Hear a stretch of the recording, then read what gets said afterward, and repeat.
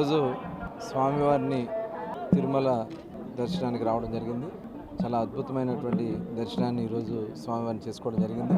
మరి ఈ రాష్ట్రానికి నారా చంద్రబాబు నాయుడు గారు ముఖ్యమంత్రి కావాలని, ఈ రాష్ట్రంలో చక్కటి పరిపాలన జరగాలని, మరి పవన్ కళ్యాణ్ గారు కానీ మోడీ గారి సహకారంతో చక్కటి ప్రభుత్వం ఏర్పాటు కావాలని చెప్పి మనస్ఫూర్తిగా మరి ఒక యాగం కూడా మేము చేసుకోవడం జరిగింది. ఆ యాగం సంపూర్ణం జరిగింది. దానికి స్వామివారికి మరి ఆ రోజున మేము అనుకోవడం జరిగింది.